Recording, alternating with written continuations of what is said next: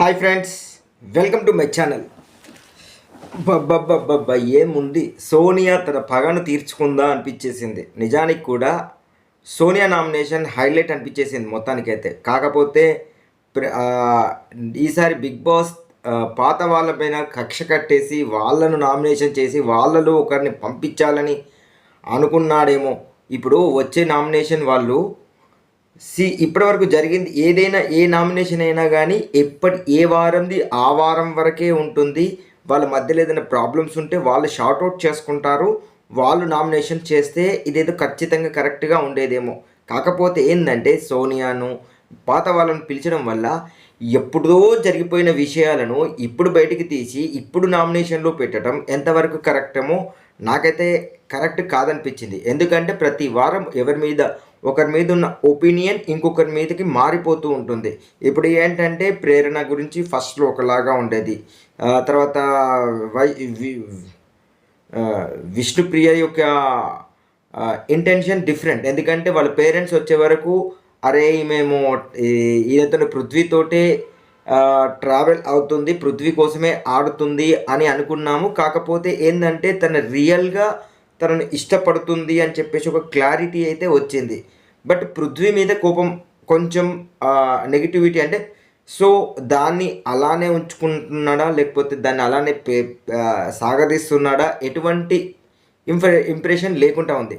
ఇప్పుడు ఏంటంటే నిఖిల్ అయితే ఒక క్లారిటీ అయితే ఇచ్చిండు. నాకు ఇదివరకు ఒక అమ్మాయితోటి ఉంది బయట, ఇప్పుడు మొన్న స్టోరీ జరిగిన దాని ప్రకారము నాకు ఇదివరకు బయట ఒక అమ్మాయితోటి ఒక క్లారిటీ అయితే ఉంది అని ఒక క్లారిటీ అయితే ఇచ్చాడు. అంత మంచి క్లారిటీ ఇచ్చిన తర్వాత మనం ఏంటంటే ఇక దాని వేరే పాయింట్స్ తోటి హౌస్ మేట్స్ ఇంకొక పాయింట్స్ పెట్టేసి నామినేషన్ చేసినప్పుడు ఇది ఈ వారానికి మనకు సరిపడుతుందా, అంటే మారలేదా అని మన ప్రేక్షకులమైన మనం చూసి వాళ్ళు చేస్తున్నారు. ఇప్పుడు ఏంటంటే పాత పగలు లోపల పెట్టుకొని వచ్చిన బేబక్కే కానీ తర్వాత ఇంకొకటి మణికంఠది ఇంకా నామినేషన్ కాలేదు కానీ చిన్న పాయింట్స్ విన్నాం కాబట్టి ఆ పాయింట్ ప్రకారం కూడా వాళ్ళు పర్సనల్ గ్రెజ్ను చూసుకొని వచ్చేసి నామినేషన్ చేశారు అనిపించేసింది.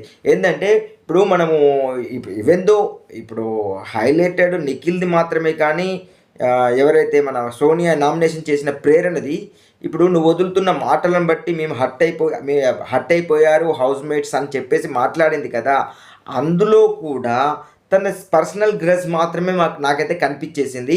సో కేవలం నిఖిల్ది మాత్రమే తను చేసినది పొరపాట్లు, ఏంటంటే అతని లోపల విషయాలు బయట పెట్టకపోవడం వల్ల జరిగిన విషయాలను మాత్రమే చెప్పింది. బట్ ఏంటంటే మంచి విన్నింగ్ టైంలో మనోడికి పెద్ద దెబ్బ అని చెప్పొచ్చు. బట్ ప్రేక్షకులు ఎంతవరకు తీసుకుంటారో తెలియదు. ఎందుకంటే యష్మి కూడా అప్పటి వరకు వినని మాటలు ఇక్కడ వింది. ఎందుకంటే ఇప్పుడు కొన్ని విషయాలు కొంతమందితో డిస్కషన్ చేయడం అంటే డైరెక్ట్గా ఇలా చేస్తే ఇలా తప్పు అని చెప్పేసి ముఖం మీద చెప్పడం.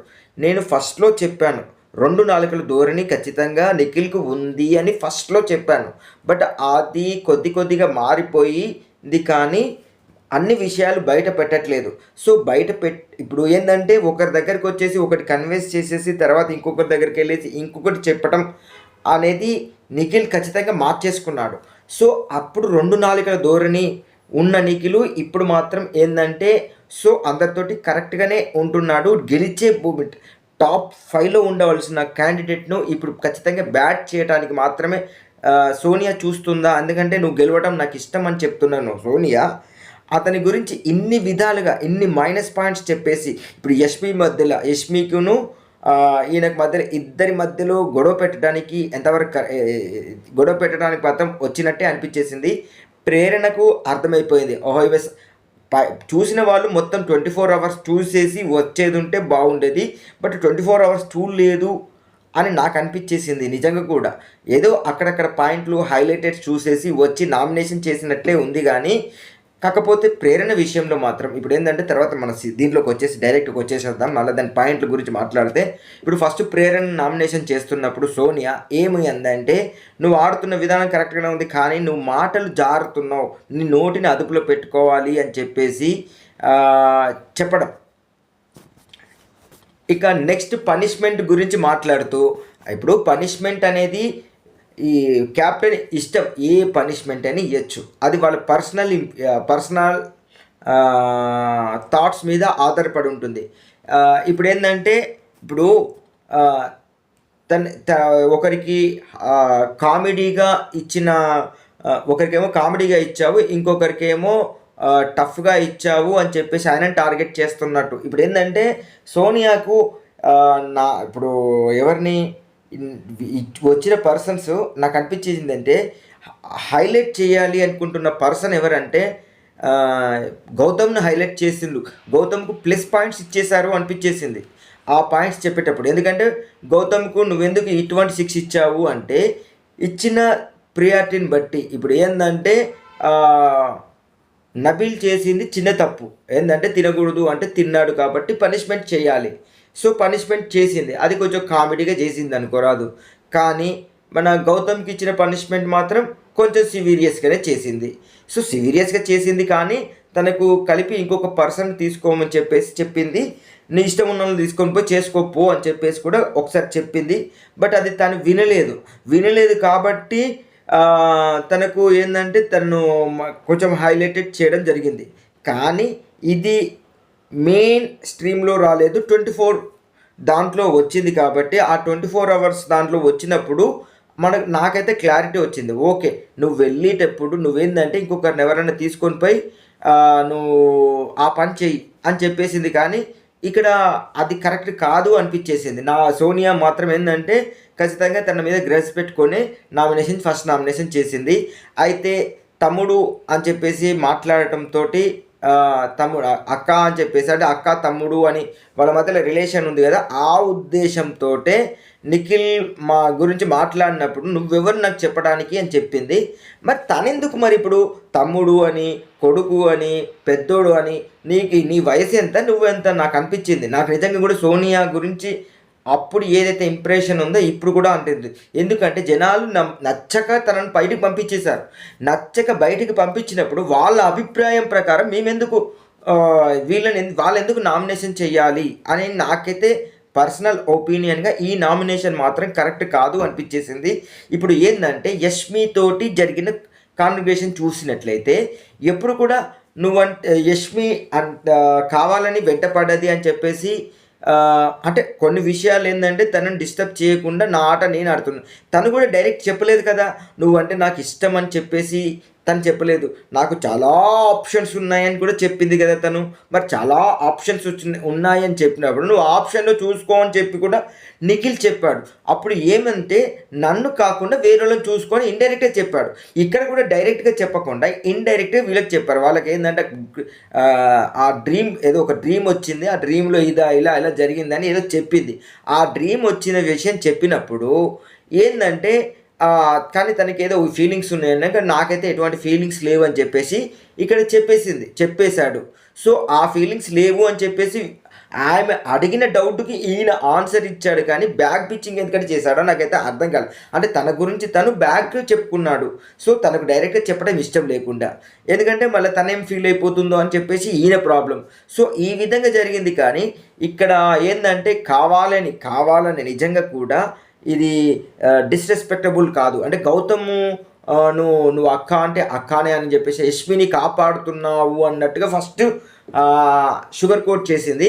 తర్వాత యష్మినే నువ్వు బోల్తా కొట్టిస్తున్నావు అని చెప్పేసి నిజంగా కూడా ఫుల్లీ పర్సనల్ అటాక్ చేసినట్టు అనిపించేసింది. ఇక దాని తర్వాత మన వాళ్ళకి వీళ్ళకి చాలానే పెద్దగా జరిగింది. నిఖిల్ నువ్వు ఏదైనా విషయం ఉండైతే నాకు చెప్పకుండా లేదంటే నువ్వు నా డ్రీమ్ గురించి చెప్పినప్పుడు అప్పుడు ఆ డ్రీమ్ గురించి మన ఎవరు పృథ్వీ ఇచ్చినప్పుడు పృథ్వీకి క్లారిటీ ఇచ్చాను. ఎవరైతే తన దగ్గరకు వచ్చాడు పృథ్వీ వచ్చి డౌట్ఫుల్గా ఏమన్నా ఉందా అంటే నాకైతే అది లేదు అని చెప్పేసి పృథ్వీకి క్లారిటీ ఇచ్చాడు. తర్వాత ఏంటంటే ఇంకెవరు రోహిణికి వచ్చినప్పుడు రోహిణికి క్లారిటీ ఇచ్చాడు. అయితే రోహిణి తోటి మీటింగ్ జరిగినప్పుడే ఈ విషయం వచ్చింది. సో దానిని పట్టుకొని సోనియా ఇది పెద్ద హైలైట్ చేసేసింది. సో హైలైట్ చేసినంత మాత్రాన సోనియా మీద గుడ్ ఇంప్రెషన్ అయితే ఎవరికి లేదు నాకు తెలిసి. అయితే ఇప్పుడు ఏంటంటే తను బయటికి వెళ్ళేటప్పుడు కూడా నేను మారాల్సిన అవసరం లేదు అన్నది. సో నువ్వు మారాల్సిన అవసరం మాకు కూడా అవసరం లేదు, ఎందుకంటే నీ లైఫ్ నీ ఇష్టం అని అప్పుడు అనుకున్నా.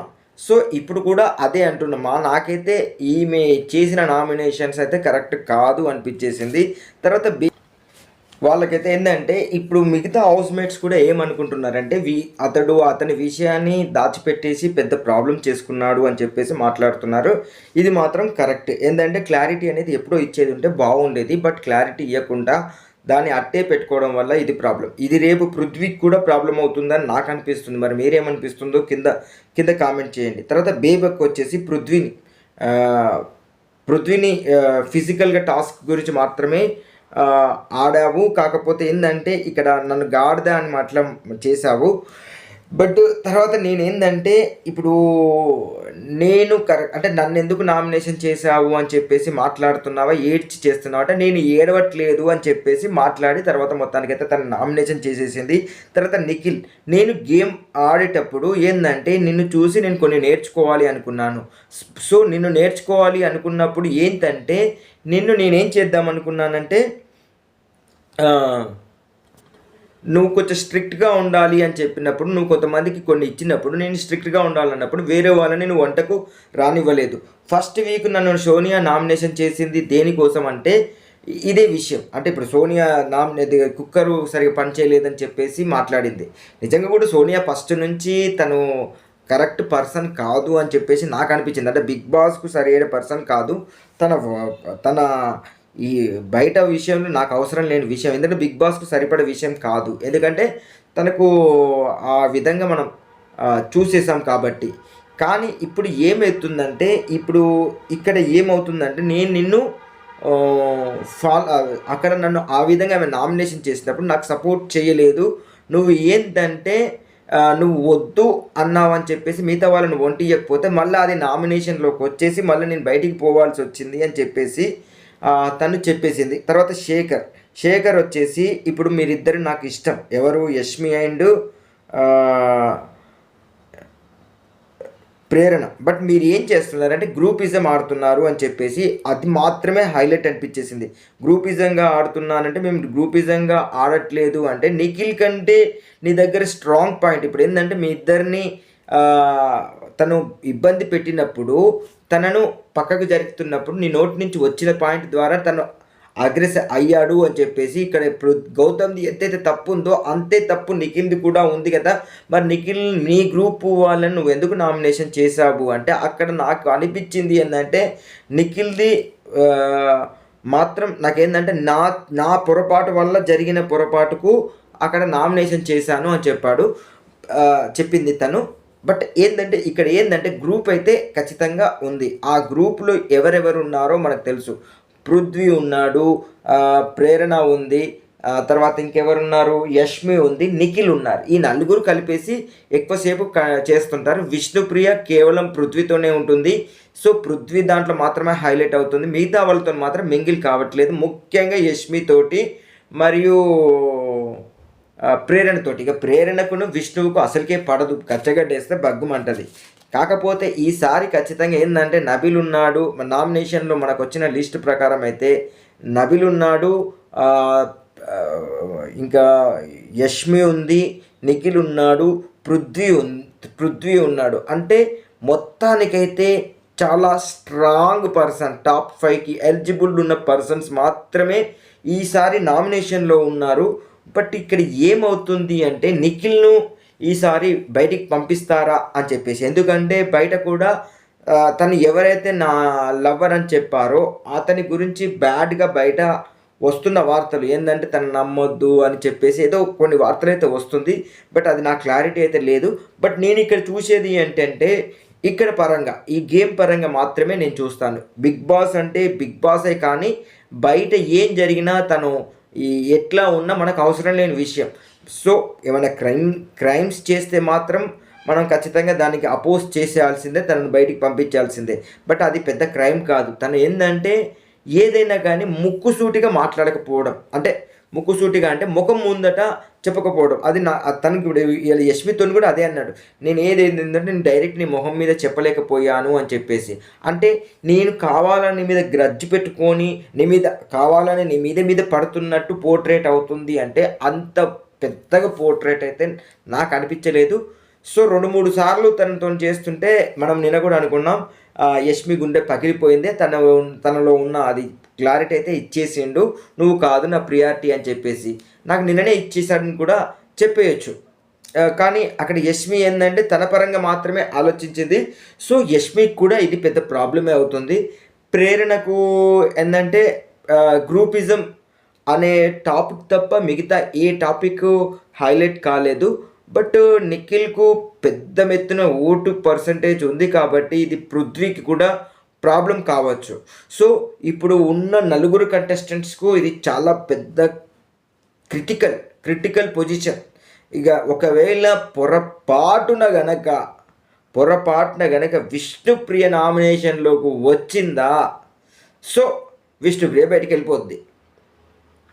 సో విష్ణుప్రియ అయితే నాకు తెలిసిన వరకైతే విష్ణుప్రియ నామినేషన్లోకి రాలేదు. ఎందుకంటే ఎవరితోటి తనకు అవసరం లేదు, ఎవరితోటి ఉండదు, ఏది చెప్పినా చేస్తుంది కానీ అది అంతవరకే.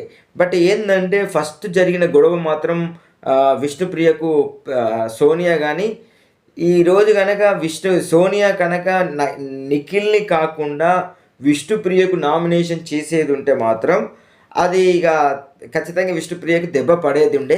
సో ఎవరికి మిగతా తనతో తప్ప ఇంకెవరితోటి గొడవ లేదు కాబట్టి ఇక విష్ణుప్రియ సేఫ్ అని కూడా చెప్పుకోవచ్చు.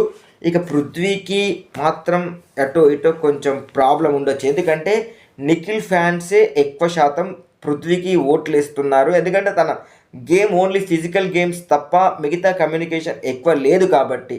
ఇక ఫైటింగ్ కూడా ఏంటంటే ఫైట్ చేస్తున్నట్టు, ఇప్పుడు ఏంటంటే మీదకి వచ్చేసి ఫైట్ చేస్తున్నట్టు, నామినేషన్స్లో ఫైట్ చేస్తున్నట్టు కాదు, దాన్ని ఎక్స్ప్లెయిన్ చేసేది ఏంటంటే కన్క్లూజన్ ఉండాలి.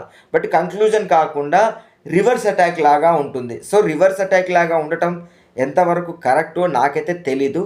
ఇది నా రివ్యూ కనుక నచ్చినట్లయితే లైక్ చేయండి, నా రివ్యూస్ని అందరికీ అందేలాగా షేర్ చేయండి, మా ఛానల్ను ఖచ్చితంగా సబ్స్క్రైబ్ చేసుకోండి. Thank you.